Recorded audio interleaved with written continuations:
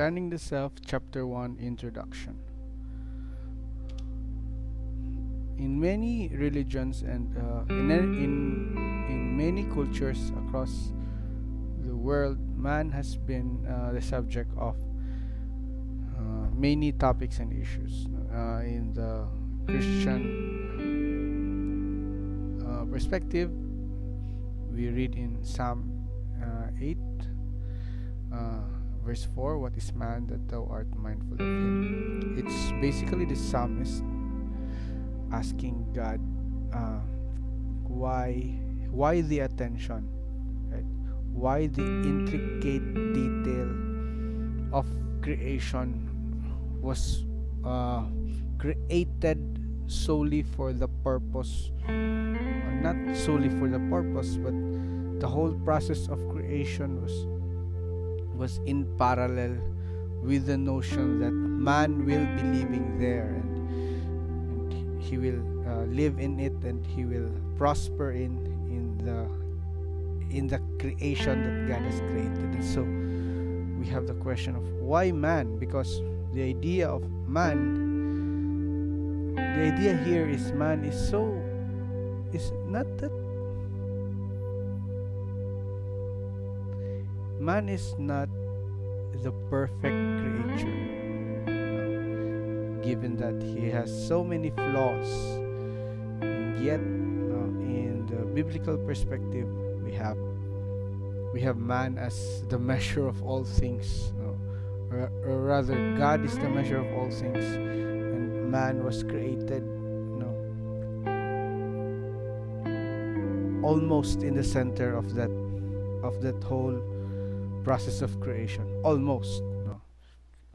And then here's a Greek philosopher: "There are many strange and wonderful things, but nothing more strangely wonderful than man." As dark as it may seem, man is also the center of the subject on one of the most amazing amazing beings, amazing created beings. Even our brain, right? If you look into the study of the brain, you can see that yes, we could say that I'm not saying it's true, but we could say we are animals. But then again, it's more than that. We are more than animals, with the idea of the free will, with the idea of rationality, with the idea of integrated processing. Anyway, so that's the introduction. So let's jump into the point.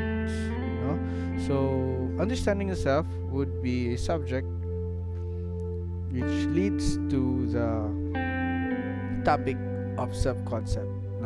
So in this subject we will be tackling about understanding the self, understanding one's self. But take note that you cannot understand, you cannot put it in a container or in a contained time and space. The process of understanding one's self, it could take a lifetime. It could take you years and years before you understand yourself, because you're constantly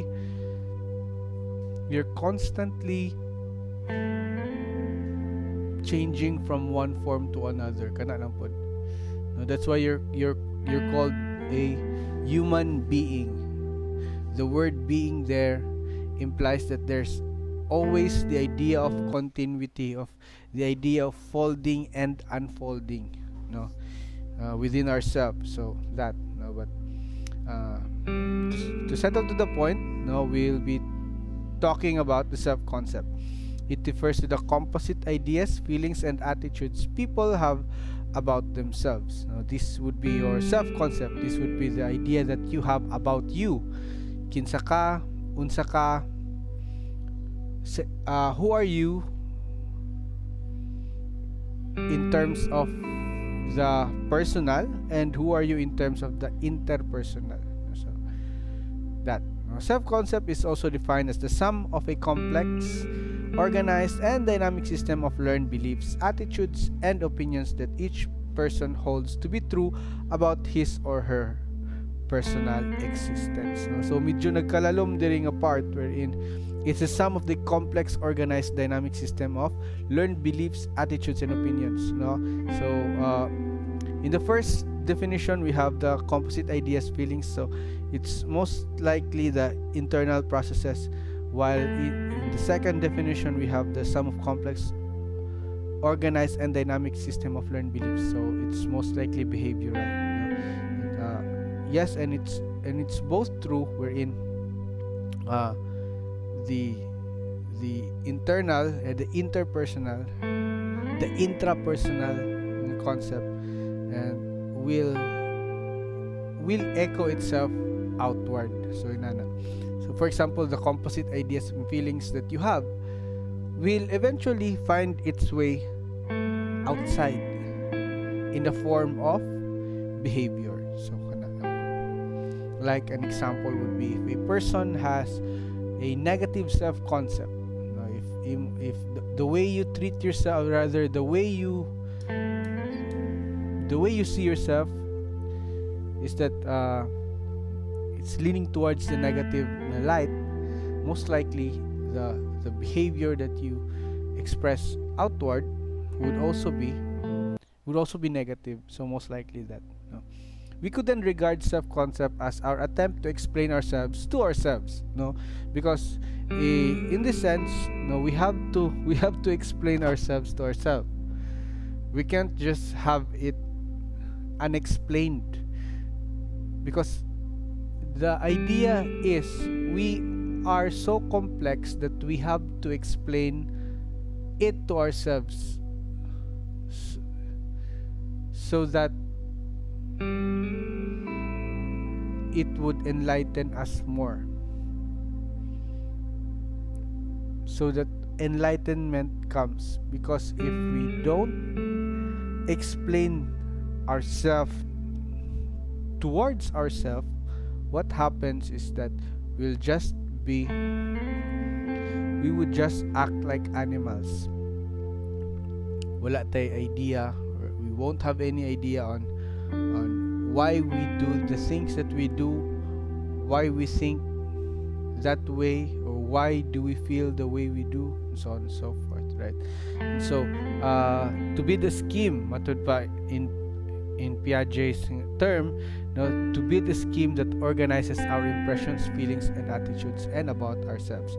So that's the idea. No, we explain ourselves to ourselves so that we could build a scheme. We could build a blueprint. We could build a plan to organize all of these complex emotions, all of these complex cognitions and behaviors nga na manifest sa ato by ourselves. So that, no, so that we could, the idea here is we could be better.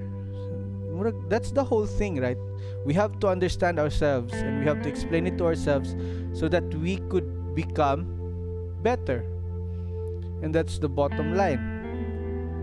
Because if you want to understand yourself and wala lang, no, for the sake of nothing, no, wala, no, nothing good will come out of it. But walagi, we have to understand ourselves so that we could generate meaning out of this. Why do I feel this way? Nganong inani mo kumulihok? Nganong inani ko mustorya? And in the moment that you arrive to the answer, nganong inana ka, we have the next stage. How do I become better? Right? Nganong tapulan man ko? Nganong dili man ko tigsulod sa klase? Okay? Nganong inani ko? Nganong inana? And so, if we arrive to the answers to those questions, then, and only then, we can take the next big step of what? Of becoming better. We just don't say, inani ko, deal with it. No, we can't have that. Why? Because it hurts being like you. Okay, nobody likes themselves, especially if you look deep inside, you look down objectively, deep inside, just like your previous activity, looking objectively towards yourself, you won't like what you see. Mahadlok ka sa iyong makitaan because we can explain that later. So that self-concept is, here's another definition, that self-concept daw is learned, organized, and also dynamic. Self-concept is learned, in a sense that we are not born with it, which is the definition itself dere is partly true. It's just partly true because we have this innate characteristics, no. So mubalik na punta ni sa discussion on nature versus nurture, but for the sake of argument, sige, fine. You're not born with it. Self-concept is gradually shaped and reshaped by people who influence us. So that, by this definition, we have the self as learned. Essentially, a person's self-picture is learned. It depends on the description provided by the parents, family, peers, and teachers. So basically, this agency, these agencies help provide the whole picture, the whole butanta blueprint for how you see yourself, how you picture yourself to be, because let's take it, at some point in our lives during sa atong childhood, we are very malleable, right? So the picture that we have to ourselves, the learned self, is actually dependent on these social agencies, especially the family. Okay, later na ng peers and teachers, so inana. However, it may not necessarily be a correct one. That's one thing, because as you grow up, you also learn some parts of yourself nga dili siya sakto, right? And so how the person experiences the whole environment and how he or she processes this environment. So when you become mature, it all boils down to you to learn how to be yourself, and you learn this by what? By constantly shedding and unshedding parts of you. So you learn, first is that you learn. So it's a very hazing draft. Once you were a child, and the family, the peers, the teachers, they help you form your initial perception of yourself. What happens is that this initial picture of what you have with yourself is basically flawed. It's imperfect, or at some point it's incorrect. And so when you become an adult, you learn how to be yourself in the most proper nga kuan, or in the most comfortable siguro nga version of you. So it's all about the versions, anyway. So it's all about how you process these things, the events that happen to your life. It's not that it has a full control of you, or it dictates your definition of yourself. It's how you process these things. So it might happen that you have a very hard or very difficult childhood, butanta. The idea is, it does not define you. If you had a traumatic incident, for example, the whole experience does not define who you are, but it has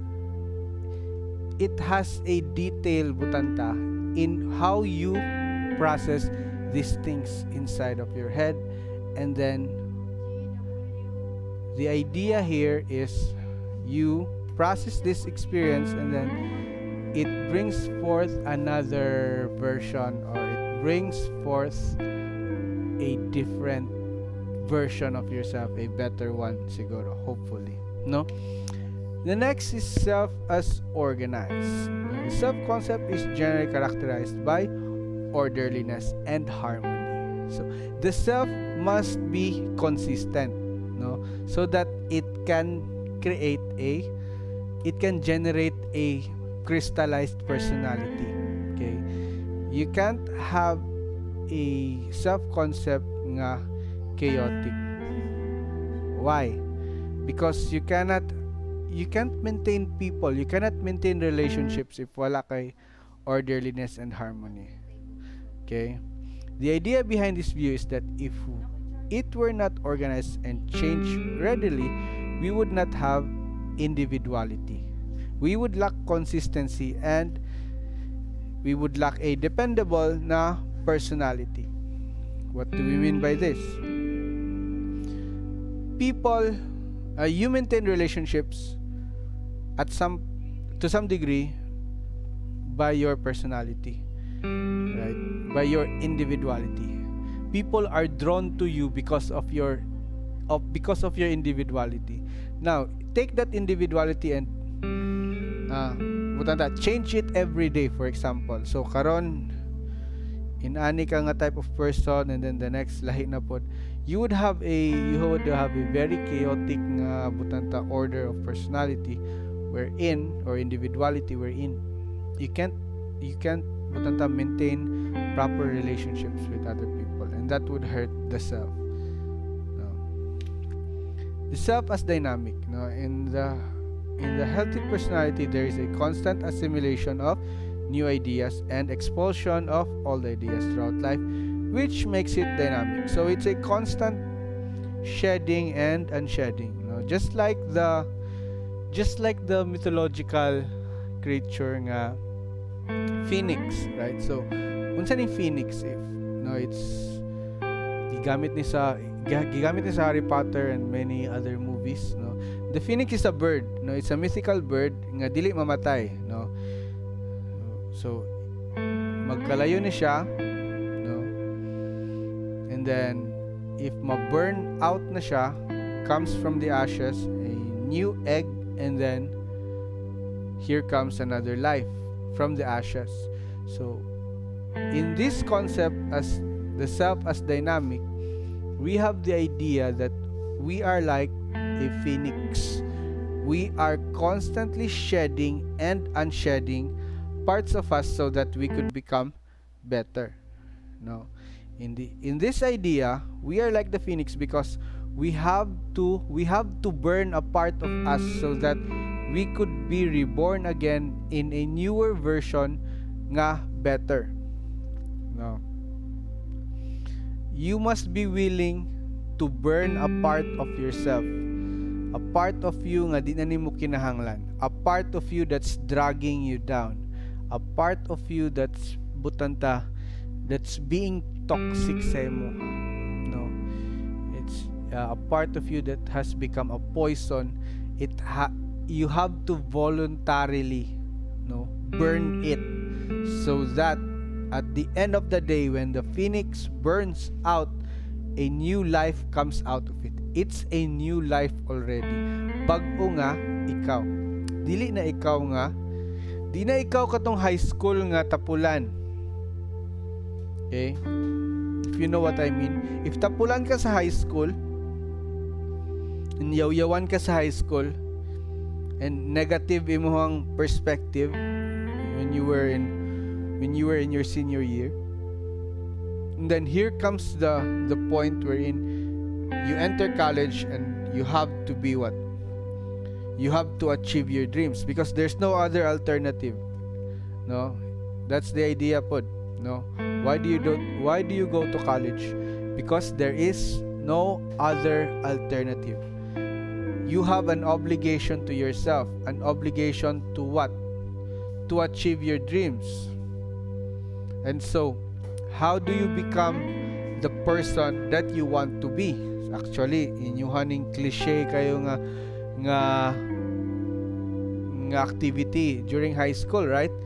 5-10 years from now, what do I want to be? But here's the thing, you cannot be the person that you want to be not unless you're willing to cut off that part of you that's dragging you down with the whole process, that's slowing you down. So ikaw nga tapulan, and if you want to be a nurse, or if you want to be a successful nga hotelier, if you want to be a successful nga radtech, or an education student, or whatever you want to be, no? So the idea here is that you must be willing to burn that part of yourself nga di na kinahanglan, katong part sa imo nga tapulan, katong part sa imo nga tig-cutting classes, that you don't need that in this part, no, in this journey towards that person. Imagine na gusto ka ma-doktor, but then again hilig po kag cutting classes. Imagine that, no? So you have to be willing to cut that part of you. Hilig kag computer, sige fine, but you have to willing to burn that part to move forward, no? The idea of the self is undergoing constant changes. There's always changes, whether you like it or not, no? There will always be these changes. You will always be compelled to move. Even if you say, dili ko moirog, I won't grow up, dirira ko, I will stay here, I will not grow, I want things this way, no? But life will always give you that push, no, whether you like it or not, no? It will compel you to jump off the cliff because there's no other option, no? Mo po this is the idea that the self is dynamic. Why is it dynamic? Because you have to move, no? To a step backward means death, okay? So there's no other way but to move forward, and so you have to embrace these changes, no? And you have to assimilate new ideas. You have to open yourself to the experiences of new ideas, or rather to new experiences, good experiences that will help you propel towards your goal, no? You can't just have it nga dako na ka gadaya per gyapon ka. No, you have to undergo these changes, and mind you, these changes in many cases will cause pain sa imuha. It will cause you pain. It will hurt, yes, no? Because that's how it is. That's the process of change. The process of change will always hurt you, but then again, muna siyang, I think there's a song about this, no? What doesn't kill you makes you stronger. And so with the idea of the change within yourself is that it will actually hurt, no? Changing yourself, pushing yourself towards the change will actually hurt, but then again, what doesn't kill you makes you stronger, no? It won't kill you. The process of change, no, won't kill you. It will cause pain. Sakit siya, no? And at some point, di mo madawat ang changes. But that's the thing, you don't have any choice but to move forward, to embrace the change and become better. That's it. You have no other alternative. No.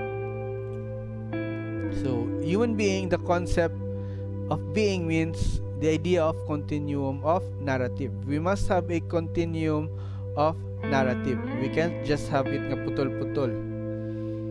No, dili na siya. Di na siya. It's not a healthy way of being. It's very pathological. Imagine, there's no continuum of your narrative. There's no continuity of narrative. Imagine that. Always starting all over again and all over again until at some point you've walked too far and you have achieved nothing in the end.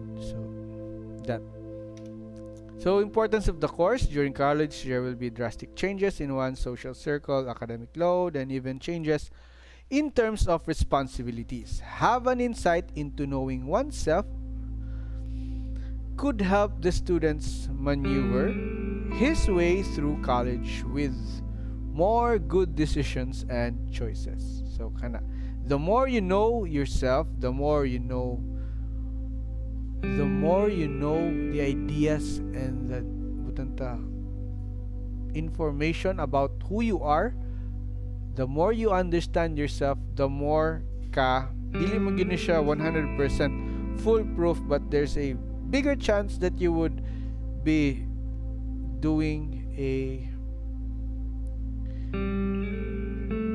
better job in decision making and making choices sa imong kinabuhi sa college.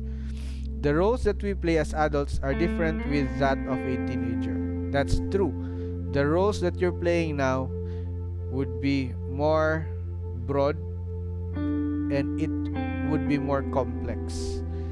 Understanding oneself can help students adjust and cope to the roles that they play during college. So we will be playing roles during college. Dili role playing activity. Roles. You role as a what? As a son, as a daughter, as a student, as a friend, and so on and so forth. No? So you will be juggling all of these roles during college, and having a better understanding of yourself can help you adjust and cope to the roles. So with a shift in roles are the challenges in responsibilities. This course can help students to become responsible individuals by granting them the knowledge and skills to handle their responsibilities and duties as adults. So there would be more complex roles, and therefore there would be more complication in terms of responsibilities. So imong responsibilities as an adult would encompass more complex nga tasks, and it will demand more maturity sa imuha emotionally, psychologically, no? And behaviorally, of course. So you have to know these responsibilities, and you have to know how to handle them as an adult. As a child, if you were given a task wherein dili nimo kaya, you could cry in the corner of the room, right? And nobody will push you towards doing it because bata palagi. But as an adult, you can't just have it nga you have so many responsibilities and you'll just cry at the corner or in the corner of the room. No. You have to face these responsibilities and duties as a mature and growing adult. Understanding oneself is also important for the individual, for them to be able to know and discover their meaning and purpose beyond the call of their professions.